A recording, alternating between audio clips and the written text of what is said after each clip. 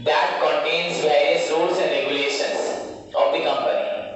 तो articles of association में ही बच्चों लिखा होता है कैसे इश्यू ऑफ शेयर होगा या पार प्रीमियम डिस्काउंट क्या होना चाहिए, what are the procedure for forfeiture reissue, हर चीज बच्चों आर्टिकल्स ऑफ एसोसिएशन में लिखा होता है। So as per the provisions of the articles of association, company share holder को उसके कॉल के मनी पेमेंट ना करने के बाद and due period grace period के ओवर होने के बाद कंपनी उनको निकाल सकती है, उनके अमाउंट को, उनके पैसे को जो उन्होंने दिया है उसको फॉरफिट कर सकती है।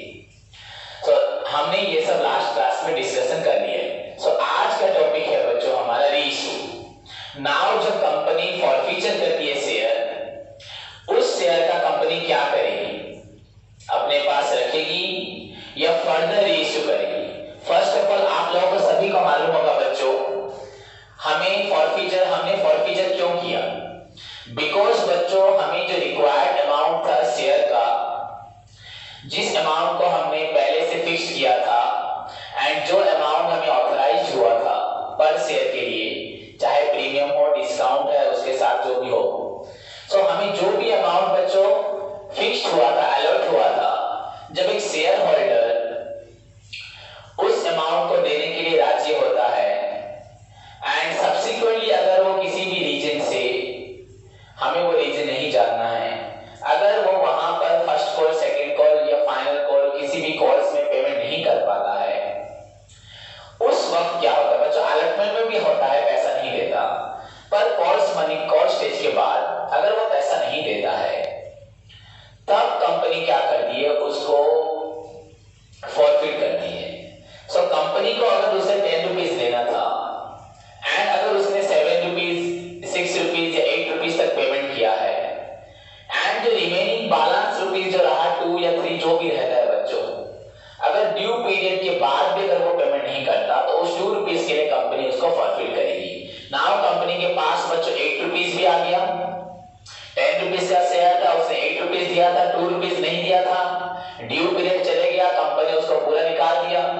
अब कंपनी ने उससे जो 8 रुपीज दिया है वो उस इंसान का फॉरफिट हो गया, ये कंपनी का प्रॉपर्टी हो गया। तो अब बच्चों कंपनी के पास 8 रुपीज भी है, वो शेयर भी है, पर शेयर होल्डर नहीं है, कोई लायबिलिटी भी नहीं है, कंपनी को ये पैसा किसी को भी रिटर्न नहीं करना, ये कंपनी का टोटल एक तरह से प्रॉपर्टी हो चुका है, कंपनी को किसी को कुछ पैसा नहीं देना। बच्चों देखो, it is one of the most important point है बच्चों। जैसे कि अभी तक तो हम अपने प्रोजेक्ट के लिए पैसा रेज कर रहे हैं, दिस टाइम हम लोग पैसा रेज कर रहे हैं, लोन ले रहे हैं लोगों से, चाहे वो ऑनर सोर्स से हो चाहे बोरर सोर्स से हो। सो ऑनर सोर्स से पैसा ले रहे हैं बच्चों, जो भी ऑनर पैसा दे रहे हैं एंड हम भी उसमें होंगे, कंपनी के चेयरमैन, कंपनी के डायरेक्टर्स भी उसके अंदर होंगे, तो वो लोग भी अपना कंट्रीब्यूशन दे रहे हैं।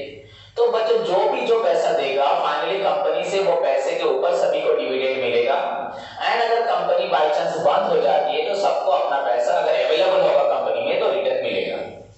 पर बच्चों यहाँ पे ऐसे कुछ लोग हैं जिन्होंने पैसा दिया, कंपनी को सपोर्ट किया, कंट्रीब्यूशन दिया, पर कुछ पैसा वो लोग नहीं दे पाया, कुछ ना देने की वजह से उनका मेंबरशिप कट गया। अब जो पैसा उन लोगों से कंपनी को मिला, अब कंपनी उस पैसे को किसको रिटर्न करेगी, किसी को भी नहीं करेगी। देखो बच्चों, जस्ट हम लोन ले रहे हैं, ऐसा लोन हमने लिया जब हमें वो बैंक अगर लोन देता नहीं है पूरा, तो ऐसा एक रूल्स बनाए, अगर आप पूरा लोन नहीं दोगे तो आपने जो लोन दिया वो लोन आपका फॉरफिट हो गया, हम आपका लोन रिटर्न नहीं करेंगे। आपने हमें 20 लाख लोन देने के लिए बोला है, आपने 15 लाख लोन दिया है, 5 लाख लोन नहीं दिया, क्यों नहीं दिया, इसलिए हमने आपका जो लोन दिया था फॉरफिट कर दिया, आपको आपका पैसा रिटर्न नहीं मिलेगा, कोई डिविडेंड भी नहीं मिलेगा। सोचो बच्चों, ये 50 लाख तो हमें फ्री ऑफ कॉस्ट में मिल गया, सो ये हमारे लिए प्रॉपर्टी हो गया, हमारे पास शेयर भी है, हमारे पास पैसा भी आ गया एंड इस शेयर को हम कहीं ना कहीं अलॉट तो जरूर करेंगे, कहीं ना कहीं किसी को ये शेयर तो जरूर देंगे, और पर ये पैसा हमारे पास बच जाएगा। अगर सपोज बच्चों 10 रुपीज के शेयर के लिए हमें 8 रुपीज मिला था, 2 रुपीज नहीं मिला था, अभी हमारे पास शेयर भी है, 8 रुपीज भी है, अगर हम चाहें इस 10 रुपीज के शेयर को किसी और को बेच दें एट ए टाइम बच्चों, यहाँ पे और फिर application, allotment, first call, second call, final call, ऐसे स्टेजेस नहीं होंगे। सपोज मैंने उस 10 रुपीज के शेयर को किसी को डिस्काउंट में 9 रुपए में बेच दिया, 1 रुपीज डिस्काउंट, ये ओरिजिनल डिस्काउंट नहीं है। जो शेयर इशू डिस्काउंट करने के लिए जो कंडीशंस होती है, it must be there must be resolution passed in the general meeting, it must be sanctioned by the central government, ये सब नहीं, मैंने अपनी मर्जी से 10 रुपीज के शेयर को 9 में दे दिया। अब किसी भी शेयर होल्डर ने उसको बच्चे एक ही स्टेज होगा, डायरेक्ट 1 अटेम्प्ट में खरीद लिया, तो उस इंसान से हमें मिला 9 रुपीज। सपोज वो इंसान का नाम है वाई, तो हमें वहां से 9 रुपीज मिला। लास्ट अगर सपोज एक्स था, एक्स से हमें 8 रुपीज मिला था, वो तो एक्स को देना ही नहीं है, पर हाँ वाई को जो हमने शेयर बेचा है वो 10 रुपीज का शेयर है, पर उसने हमें 9 रुपीज दिया, मतलब वाई लेकिन 10 रुपीज का ऑनरशिप पाएगा। हम उसको डिस्काउंट में शेयर दे रहे हैं, पर 9 रुपीज देके ही और सी जो भी है बच्चों, वो 10 रुपीज की ऑनरशिप पाएगा। क्लियर बच्चों? सो उसको हम 9 रुपीज लेके 10 रुपीज की ऑनरशिप दे रहे हैं। ओके बच्चों, यहां से हमें मिला 9 रुपीज, प्रीवियसली हमें मिला हुआ 8 रुपीज, 9 और 8 कितना हुआ 17। एक शेयर को अगर हम बेचते 1 अटेम्प्ट में हमें 10 रुपीज मिलता, यहाँ पे एक जगह से मिला 8, एक जगह से मिला 9, टोटल मिला 17। जिससे मिला 9 उसको तो हम 10 रुपीज का ऑनरशिप देंगे, तो हमारे पास 17 रुपीज है उस शेयर के लिए, पर हमें देना पड़ेगा कितना रिटर्न 10 रुपीज। तो एक्स्ट्रा 7 रुपीज जब बच गया, हमें इसे 8 मिला था, पर 8 रुपीज प्रॉपर्टी हुआ, यहाँ पे हमने 1 रुपए लॉस किया, तो 8 में से 1 किया 7 ही हुआ। या अगर आप सोच सकते हो यहाँ से मिला 9 एंड प्रीवियसली हमें मिला था 8, तो 17 रुपीज। नाउ जिसको शेयर इशू किया उसने 10 रुपीज का ऑनरशिप पाया, सो 17 रुपीज में से हम लोग 10 रुपीज ऑनरशिप उसके नाम पे करेंगे, उसको अलोकेट करेंगे, 10 रुपीज का ऑनरशिप ट्रांसफर करेंगे, एंड फिर भी बच्चों हमारे पास 7 रुपीज बच जा रहा है। So what about that 7 rupees? It become the property, ये बेनिफिट, प्रॉफिट बच्चों, प्रॉफिट। स्टील कंपनी ने कोई एक्टिविटी स्टार्ट नहीं की, किसी प्रकार का ट्रांजैक्शन नहीं हुआ, we are at the stage of raising finance by way of issuing shares, but here in one hand we receive finance from one person who was failed to make the full payment, that is why company reject that person, and the amount received from that person become the property of the company along with the share.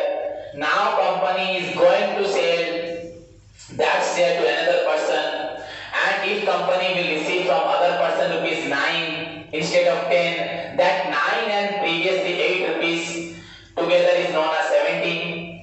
So by getting 9 from that new person, we allocate them a share of rupees 10. So from that 17 rupees, we give ownership of rupees 10. So 7 rupees. What about that 7 rupees? It becomes the profit of the company. It is the profit which is raised with the capital. We are at the stage of raising capital, not starting the business, not commencing the business, not involving in any business activities. We are not involved in exchange of goods or services. We are at the stage of primary stage of raising finance. And ऐसा हो गया बच्चों, by collecting the finance, we are in the stage of 7 rupees profit. That profit comes with the capital, that is known as capital profit. Capital profit, ऐसा profit जिसको हमें किसी को देने की जरूरत भी नहीं है, एंड वो प्रॉफिट हमें चाहिए भी नहीं था पर हमें मिल गया। सो हमें तो कैपिटल चाहिए, वो कैपिटल तो मिल जाएगा, क्योंकि जो शॉर्टेज था हमने 10 रुपीज तो ले लिया, 9 रुपीज प्लस वहां से 1 एडजस्ट करके वाई से ले लिया, तो हमारा कैपिटल का रिक्वायरमेंट हो गया। कोई भी अगर इंसान कॉल सिनेरियो होता है, पैसा नहीं देता, तो उस शेयर को कंपनी बेच के अपनी रिक्वायरमेंट्स पूरी कर लेती है, पर जो इंसान कुछ पैसा दिया था और उसको रिटर्न नहीं करना पड़ता, दैट मनी वो प्योरली बच्चों अगर एडजस्ट होने के बाद कुछ बचता है, that is completely A capital profit. And company उस प्रॉफिट का क्या करेगी? एक तरह से हमें मालूम पड़ा 7 रुपीज प्रॉफिट हुआ है, एंड वो 7 रुपीज कंपनी क्या करेगी? अपने बिजनेस में लगाएगी ना, उसको अलग से रिजर्व करके रख देगी। सो आज का सब्जेक्ट मैटर है कैसे आपको ये 7 रुपीज मालूम पड़ेगा, पर 7 रुपीज का मालूम पड़ेगा जब आप रीइश्यू करेंगे। फॉरफीचर के बाद रीइश्यू करने से ही रीइश्यू का जो एंट्री है, अकाउंटिंग एंट्री है, तो that entry we can able to identify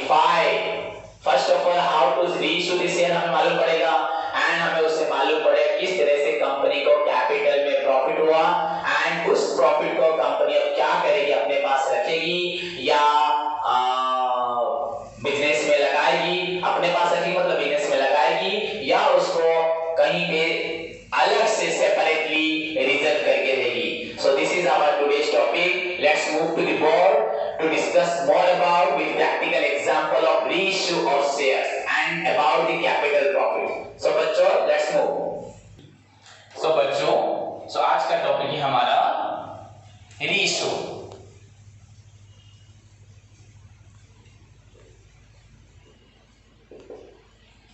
Reissue बच्चों, okay? It means reissue of share.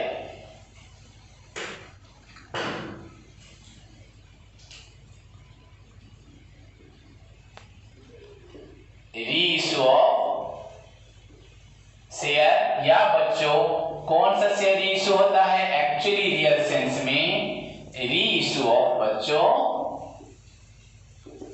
My dear students, reissue of forfeited share. Forfeiture of share जो होता है रीइश्यू ऑफ एक्चुअली बच्चों फॉरफिटेड शेयर। रीइश्यू होता है forfeited share के साथ। अभी नॉर्मल शेयर तो इश्यू होता है एंड फॉरफिटेड शेयर जो होता है उसको हम दोबारा से रीइश्यू करते हैं। जैसे अगर एक गाड़ी को फाइनेंस में दिया है, अगर वो जिसको फाइनेंस में दिया है वो अगर पेमेंट नहीं कर पाता तो कंपनी उससे गाड़ी ले लेती है एंड उसको रीफाइनेंस भी कर सकती है। तो resale, reissue of forfeited share. Okay बच्चों, तो इसका मीनिंग पढ़ते हैं अभी, ध्यान से देखो बच्चों। What do you mean by reissue of share? देखो ध्यान से, issue of forfeited shares, issue of forfeited shares is known as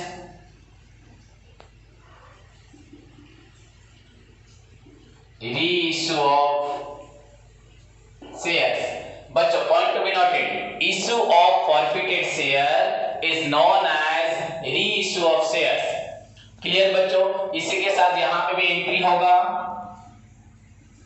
journal entry पास करेंगे रीइश्यू के लिए। सो लुक कैसे हम एंट्री पास करके जो भी हो बच्चों इश्यू ऑफ फॉरफिटेड शेयर हम इश्यू कर रहे हैं एंड मैंने आपको बताया है usually while issuing the share we have to go through number of stages like application, allotment and then call stage, that may be first call, second call, third call and so on। but बच्चों during reissue जो हमारा आज का point है, reissue में बच्चों हमें ऐसे applications, allotment and call stage के थ्रू हमें नहीं जाना है। हमें डायरेक्टली उस शेयर को, सपोज 10 रुपीस के शेयर को अगर 10 में, 9 में, 12 में हमें जैसा ठीक लगे हम उसको इश्यू कर सकते हैं। क्लियर बच्चों? तो हम 9 में भी इश्यू कर सकते हैं। और एक बात बच्चों मैंने आपको प्रीवियसली बताई होगी, तो मैक्सिमम डिस्काउंट बच्चों होता है 10%, वो होता है ओरिजिनल डिस्काउंट। सपोज बच्चों the nominal value of share आपका 10 है तो 10% discount, the maximum rate of discount बच्चों 10%, मतलब 10 का 10% हुआ 1, तो आपका शेयर 9 में इश्यू हो सकता है। ये जो बच्चों 9 रुपीस है एंड ये जो बच्चों 1 रुपीस डिस्काउंट है, ये तो ओरिजिनल डिस्काउंट है जिसके लिए कंपनी को गवर्नमेंट से, सेंट्रल गवर्नमेंट से परमिशन लेनी पड़ती है। पर यहाँ पे आप 10 के शेयर को 9 में बेचे, 8 में बेचे, ये कोई स्पेशल वो वाला डिस्काउंट नहीं है। ये ऑलरेडी हम इस शेयर को बेच के कुछ पैसा कमा चुके हैं, 8 रुपए 9 रुपए कमा चुके हैं, 7 रुपए कमा चुके हैं। अब हमें 10 रुपीस की जरूरत है कि नहीं है? हम चाहे तो कोई अगर दे रहा है तो उसको 10 में ही दे सकते हैं, चाहे 9 में दे सकते हैं, चाहे 8 में। यहाँ पे जो डिस्काउंट है बच्चों 9 या 8 जो आप बोला जा रहा है 1 रुपए 2 रुपए, that discount is not that original discount. वहां पे बच्चों शेयर का नाम के साथ डिस्काउंट ऐड हो जाएगा, क्योंकि हम तुरंत से कभी चाहे तो डिस्काउंट में इश्यू नहीं कर सकते। डिस्काउंट में इश्यू करने के लिए हमें रिजोल्यूशन पास करना पड़ेगा, सेंट्रल गवर्नमेंट से परमिशन लेना पड़ेगा, उसके लिए हमें प्रोस्पेक्टस में सारे इंफॉर्मेशन प्रेजेंट करने पड़ेंगे। एंड वंस एक शेयर को आप डिस्काउंट में ग्रांट करवा लेते हैं तो वो शेयर हमेशा डिस्काउंट में ही इश्यू होगा। पर यहाँ पे हम 10 रुपीस के शेयर को 9 में 8 में इश्यू कर रहे हैं, ये हमारे ऊपर डिपेंड करता है, ये वो वाला डिस्काउंट नहीं है। समझ में आया? वो वाला डिस्काउंट होता तो वो हमेशा कंपलसरी देना ही पड़ेगा, वहां पे शेयर का प्राइस 10 होगा ही नहीं। क्लियर बच्चों, यहाँ पे जैसे ऑलरेडी मिल चुका है कुछ पैसा तो हम कम ज्यादा में बेच सकते हैं। क्लियर? सो एंट्री बच्चों मेरी बातों को ध्यान से सब याद रखना। तो एंट्री बच्चों क्या होगा, हमें पैसा फर्स्ट मिलेगा, एक अटेम्प्ट में हम लोग सेल करेंगे, 1 अटेम्प्ट में। तो टोटल अगर हमको 9 रुपीज चाहिए या 8 रुपीज चाहिए, जो भी चाहिए, तो बच्चों कैसे पास करेंगे एंट्री? फर्स्ट बच्चों बैंक अकाउंट डेबिटेड। क्लियर बच्चों? ओके, अगर आप डिस्काउंट में देते हो, ओके पहले आपको मैं ध्यान समझा दूं फिर आगे लिखूंगा। सपोज बच्चों शेयर को फिर से बेचते हैं तो डायरेक्ट 1 अटेम्प्ट में, तो यहाँ पे application allotment first call second call final call होना नहीं है। क्लियर बच्चों? हम शेयर को 1 अटेम्प्ट में सेल करेंगे तो डायरेक्ट पैसा मिलेगा, हमारे पास से कैपिटल जाएगा and we do not require to pass for any, require नहीं, हम लोग करेंगे ही नहीं। एप्लीकेशन अलॉटमेंट कॉल स्टेज यहाँ मेंशन होगा ही नहीं, डायरेक्टली पैसा आएगा कैपिटल के बदले। So bank account debited to बच्चों यहाँ होगा, देखो टू शेयर कैपिटल का। ओके बच्चों, bank account debited to share capital account. हमने 10 रुपए की शेयर को सपोज 8 रुपीज में बेच दिया, हमारी मर्जी। अगर बच्चों क्वेश्चन में ओरिजिनली ये शेयर, कल का तो शेयर डिस्काउंट नहीं था, प्रीमियम में था, पर एक्चुअली अगर ये शेयर का प्राइस होगा 9 या 9.5 डिस्काउंट होगा तो यहाँ तो 10 नहीं लिख सकते। अगर इस शेयर का प्राइस होगा बच्चों 9 तो हमें लिखना चाहिए 9 रुपए के शेयर को 8 में बेचा, फिर से दोबारा डिस्काउंट हम लोगों ने दिया 1 रुपए, मतलब 10 रुपए का ऑलरेडी ओरिजिनल डिस्काउंट था 1 रुपीज, फिर हमने डिस्काउंट दिया 1 रुपीज। तो बच्चों वहां पे भी हम लोग यहाँ डायरेक्ट 9 नहीं लिख सकते, अगर वैसा होगा तो हमें यहाँ डिस्काउंट मेंशन करना पड़ेगा। Discount on issue of shares account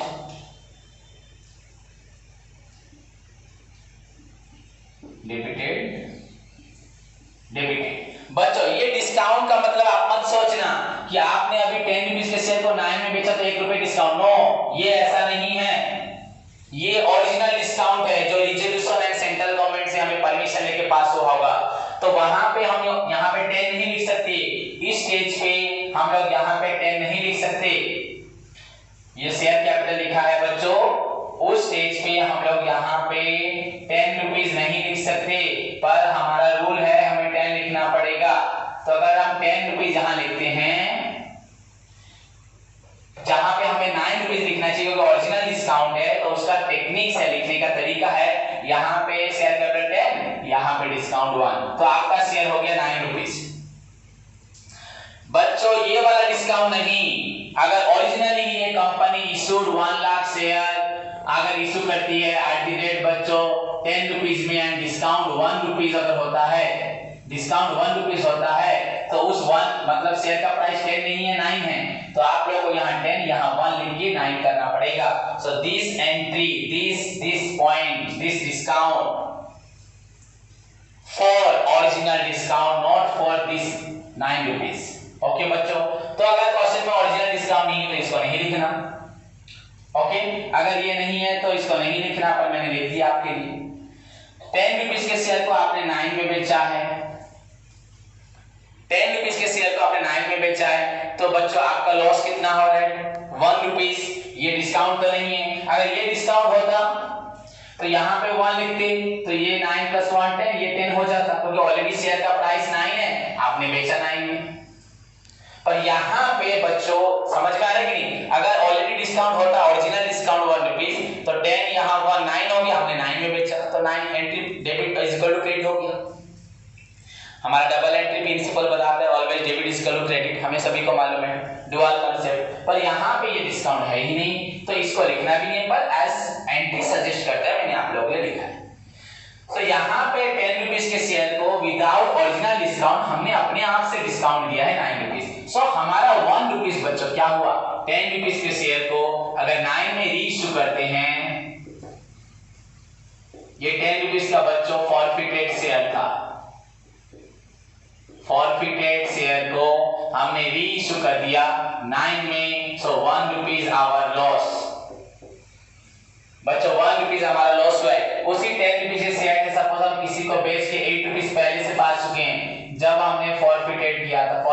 किया था। जब फॉरफीचर किया था हमें 8 रुपीज मिल चुका है, तो ये हमारा ऑलरेडी प्रॉपर्टी है, हम बोलते हैं ना 8 रुपीज मिल चुका है। अभी हम उसको 9 रुपीज ले रहे हैं 1 रुपीज लॉस करके। तो उस लॉस को बच्चों यहाँ लॉस में लिखेंगे, उसको भी लिखा जाएगा। यहाँ प्रॉफिट को ये 8 रुपीज जो होता है प्रॉपर्टी, इसको भी बोलते हैं फॉरफीचर। याद करो 8 रुपीज मिला था, ऊपर कैपिटल अकाउंट डेबिट, नीचे अनपेड कॉस्ट वगैरह होते हैं, लास्ट में शेयर फॉरफीचर मतलब जो मिला था, टोटल मिला था, नहीं मिला था, माइनस करने से जो पैसा मिला था। याद है फॉरफीचर मतलब जो पैसा मिला होता है। यहां पे लॉस को भी फॉरफीचर मेंशन करेंगे, शेयर फॉरफीचर अकाउंट डेबिट 1, ये तो है ही नहीं एंट्री। सो 10 रुपीज के शेयर को हमने 9 में बेच दिया, हमारा लॉस हुआ 1। देखो बच्चों मैंने किस तरह से एंट्री पास किया है, आप ध्यान से इस एंट्री को देखो। हमने प्रीवियसली सपोज मैं कल की एंट्री को पास करता हूं बच्चों, this is the last time शायद आपको मैं कंपनी अकाउंट्स पढ़ा रहा हूं। सो अगर आप इसको अच्छे से नहीं पढ़ोगे and this is the beginning topic, so आपको फर्दर जो पढ़ाया जाएगा वो समझ में नहीं आएगा। एंड फ्यूचर में अगर those who want to see their career, make their career in CA में बनाना चाहता है, अकाउंट सेक्शन में बनाना चाहता है, तो उसको कंप्लीट अकाउंट के पूरी मजबूती के साथ इंफॉर्मेशन होना बहुत जरूरी है। दैट्स व्हाई मैं आपको हर एक चीज डिटेल से बता रहा हूँ एंड आपका काम है उसको डिटेल से सुनना समझना। अगर फिर भी अगर आपका किसी भी पॉइंट से डाउट रहे तो मुझे पूछना। एक्सपेक्ट करूंगा कि मैं कहीं से डाउट नहीं छोड़ूंगा, आप लोगों के सारे डाउट्स क्लियर करूंगा। बच्चों कल जब हमने इशू किया था फॉरफीचर किया था बच्चों, वहां मैंने लिखा था शेयर कैपिटल, सपोज 10 रुपए का शेयर है एंड बच्चों फर्स्ट कॉल में पैसा नहीं दिया, सपोज 1 रुपीज नहीं दिया था, तो 3 रुपीज था, 3 रुपीज 2 रुपीज था, पर सपोज 1 रुपीज नहीं दिया एंड फाइनल कॉल में नहीं दिया बच्चों 1, सो 2 रुपीज ने नहीं दिया, तो यहाँ पे हम लिखते हैं शेयर फॉरफीचर 8। ये आंसर होता है बच्चों, याद करो। सो कल हमें ये 1 रुपीज नॉट पेड, ये हमने बताया था ना टू बी पेड, ये है टू बी पेड, इतना देना होता है एंड ये हम लोगों ने नहीं दिया, शेयर होल्डर ने नहीं दिया, नॉट पेड। एंड ये जो पेड हुआ, याद करो ये पेड अमाउंट ही फॉरफीचर होता है, यही कंपनी का प्रॉपर्टी होता है। तो इस प्रॉपर्टी या फॉरफीचर को कंपनी ने क्या मेंशन किया था, शेयर फॉरफीचर। अभी उसी 10 रुपए के शेयर को कंपनी अगेन रीइश्यू कर रही है बच्चों, तो रीइश्यू के समय पैसा आ रहा है, देखो जब फॉरफीचर शेयर कैपिटल डेबिट था, अब यहाँ फिर से इश्यू कर रहे हैं शेयर कैपिटल क्रेडिट एंड पैसा आ रहा है बैंक डेबिट, पर आ रहा है 9 रुपए, जा रहा है 10 रुपए का शेयर, तो हमारा लॉस हो रहा है 1 रुपीज। यहाँ पे इसी शेयर, ये जो पर्टिकुलर 3000 शेयर लिया था एक्स ने, मैंने यहाँ पे उसको A1 शेयर के काउंट किया, इसी एक शेयर जो फॉरफीचर हुआ था उससे हमें प्रॉफिट हो गया था 8 रुपीज। अभी उसी एक शेयर को दोबारा बेच रहे हैं, हमें लॉस हो रहा है 1 रुपीज। तो इसी प्रॉफिट को भी हमने शेयर फॉरफीचर लिखा, ये as per law, as per accounting principles, ये हमारा एंट्री है एंड हमें इसको ही फॉलो करना पड़ेगा एंड कुछ गलत भी नहीं है। इस फॉरफीचर को हमने 8 रुपीज लिखा था प्रॉफिट एंड यहाँ पे जो 1 रुपीज लिखा फॉरफीचर, ये है लॉस। तो अगर बच्चों ये क्रेडिट है, ये डेबिट है, ये क्रेडिट है, देखो credit profit part, all income gains credit balance, all expenses losses debit balance. अगर ये इनकम गेन्स 8 रुपीज है एंड यहाँ डेबिट में 1 रुपीज है, ये credit minus debit is equal to 8 minus 1 is equal to 7। बच्चों अगर देखा जाए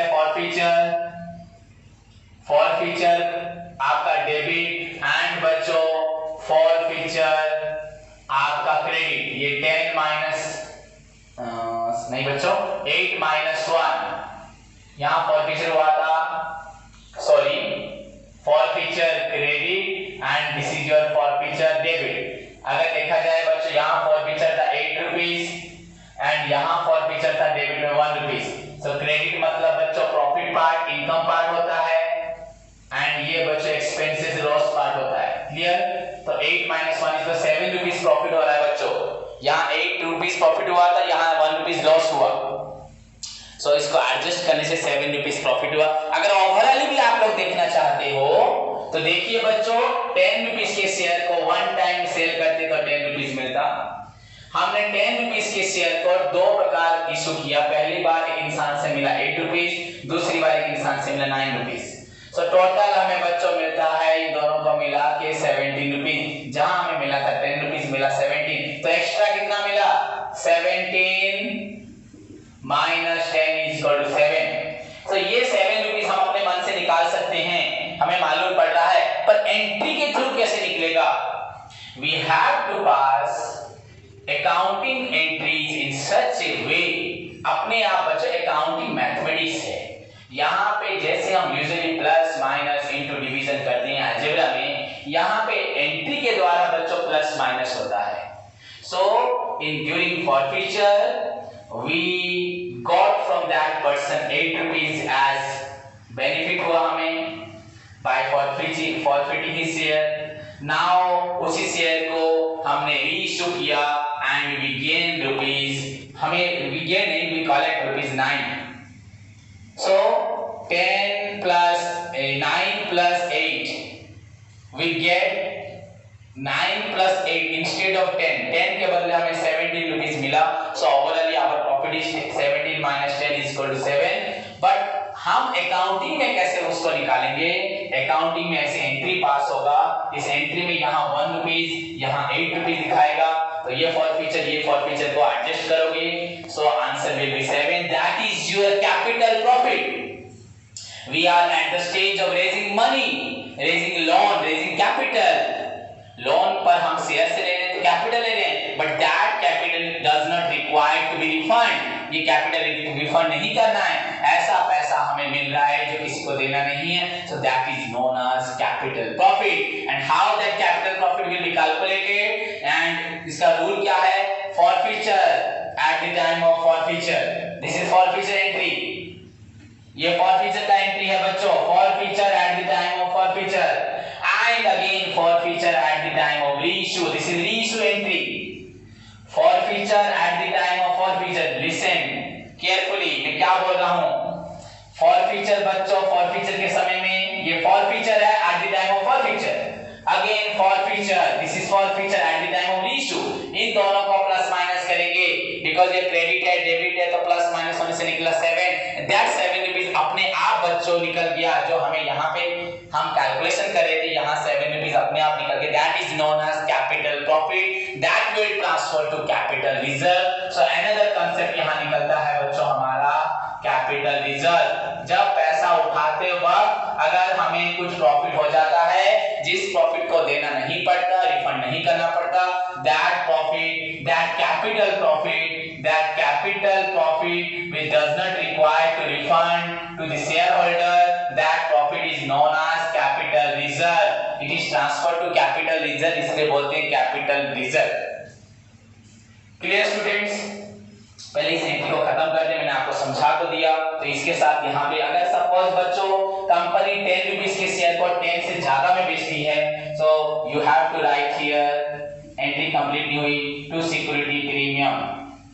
देखो अनदर बड़ी एंट्री आप लोगों के लिए, टू सिक्योरिटी प्रीमियम अकाउंट। अगर कंपनी फिर से कंपनी का इतना डिमांड है, इनफैक्ट आफ्टर गेटिंग 10 में से हमें 8 रुपीस मिल चुका है, फिर हम लोग 10 रुपीस की शेयर को फिर से 12 रुपए में इश्यू कर रहे हैं, तो बच्चों यहाँ हम कैसे प्रेजेंट करेंगे? 10 का हमें 8 रुपीस मिल चुका है, सपोज 10 रुपए में 8 रुपीस मिल चुका है, फिर से हम इसको इश्यू कर रहे हैं 12, मैंने 2 रुपए एक्स्ट्रा ले रहे हैं, तो यहाँ पे प्रीमियम में लिखना पड़ेगा 2।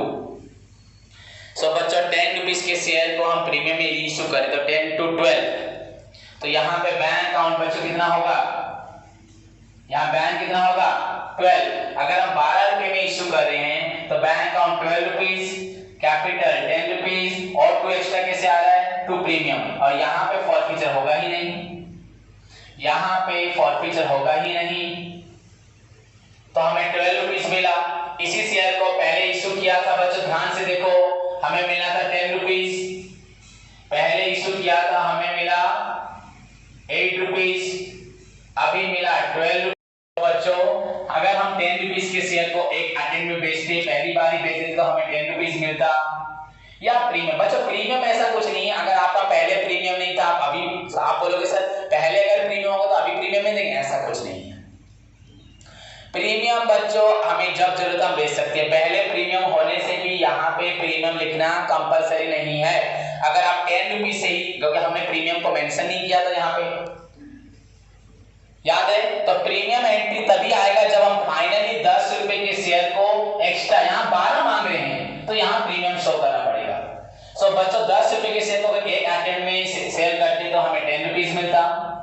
यहाँ पे हमने पहले अटेम्प्ट में 8 रुपीज मिला, दूसरे अटेम्प्ट में हमने 12 रुपीज मांगा फिर से, तो हमें 20 रुपीज मिला। जहां पे हमको मिला था 10 मिला 20, सो प्रॉफिट हुआ बच्चों 10, कैपिटल एक्स्ट्रा आ गया 10 जिसको रिफंड नहीं करना पड़ेगा हमें।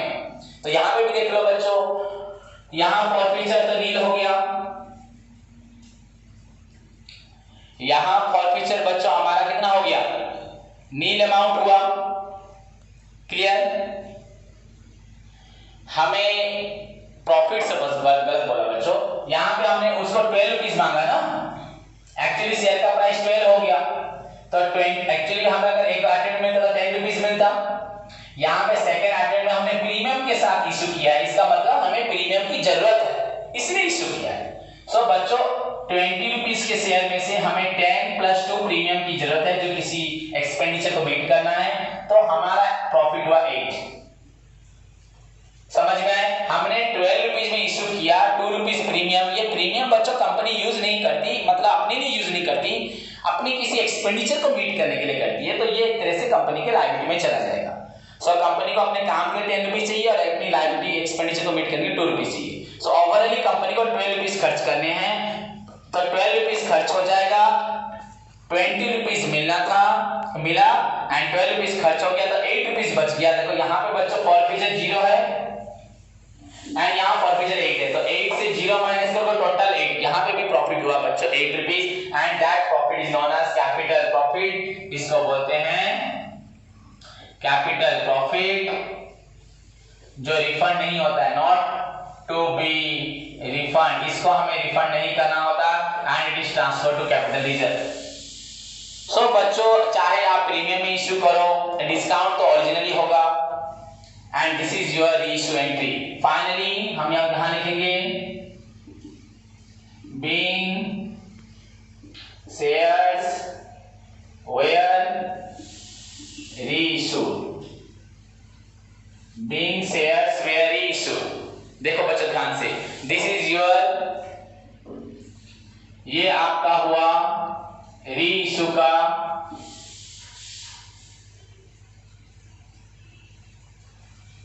एंट्री, जैसा रिक्वायर्ड होगा आपको वैसे एंट्री पास करना पड़ेगा।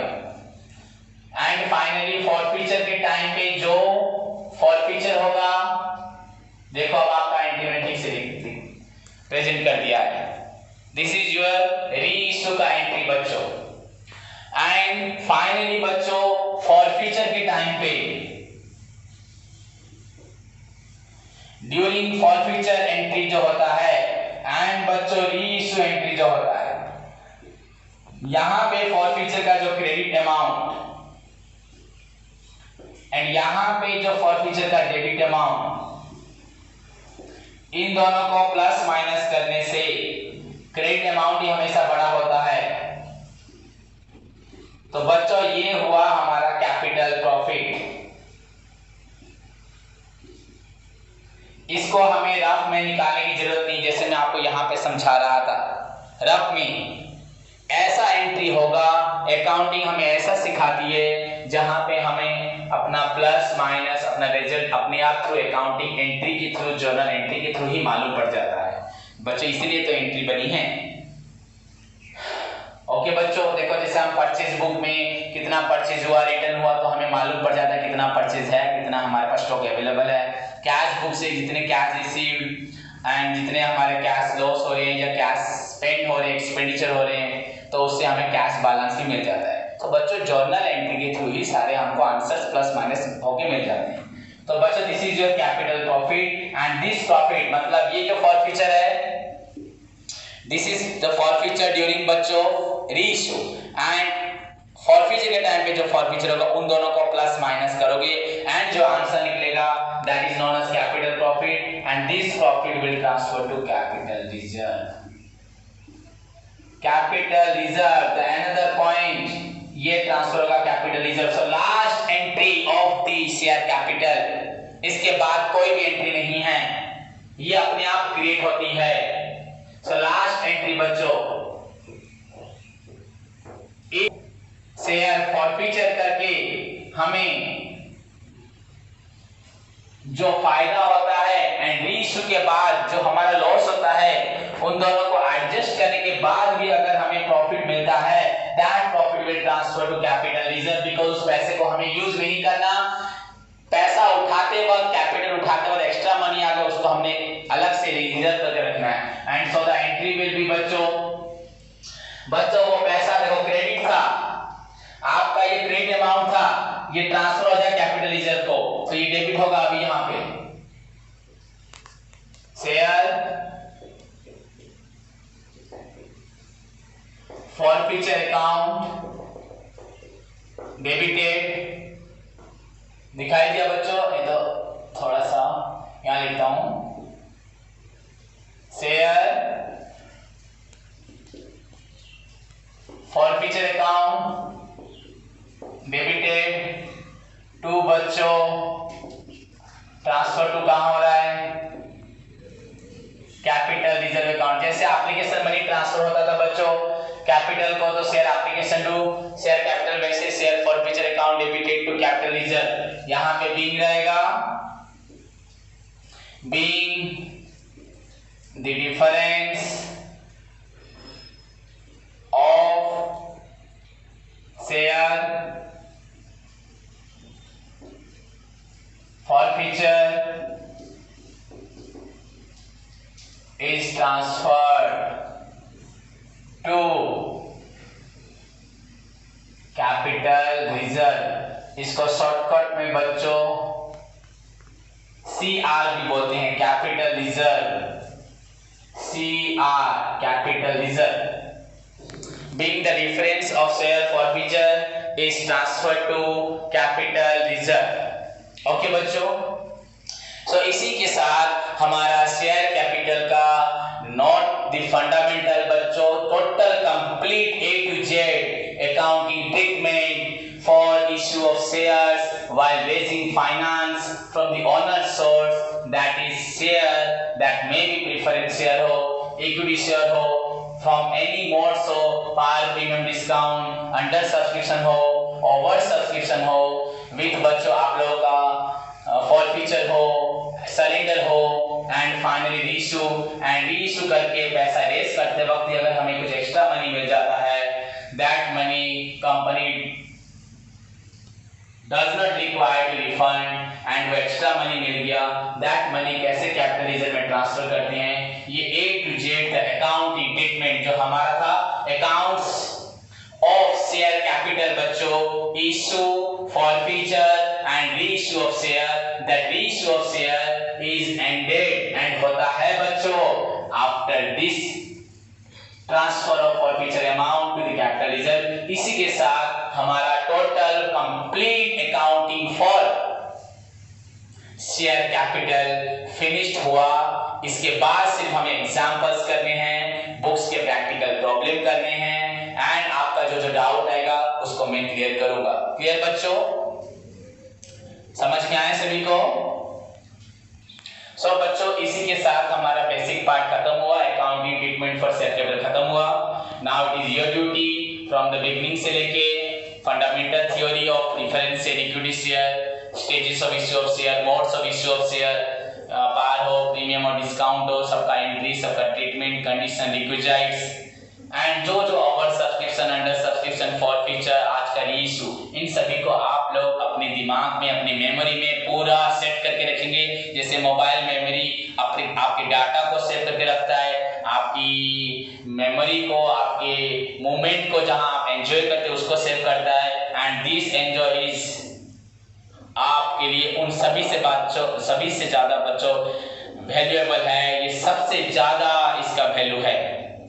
क्लियर बच्चों? So it is your duty how to keep every treatment with entries of share capital from beginning till today. बच्चों सबको याद रखना है, सो दैट हम नेक्स्ट क्लास में नेक्स्ट प्रॉब्लम की तरफ बढ़ पाएंगे, एग्जांपल्स, एंड कल से practical problem we will start. So तब तक के लिए बच्चों आप लोगों का होमवर्क है, इसको पूरा बिगिनिंग से आप याद करोगे, प्रैक्टिस करोगे, एंड आज प्रैक्टिस करोगे पार प्रीमियम डिस्काउंट का प्रॉब्लम, चाहे आप देख सकते हो, नहीं तो करोगे बहुत अच्छा होगा।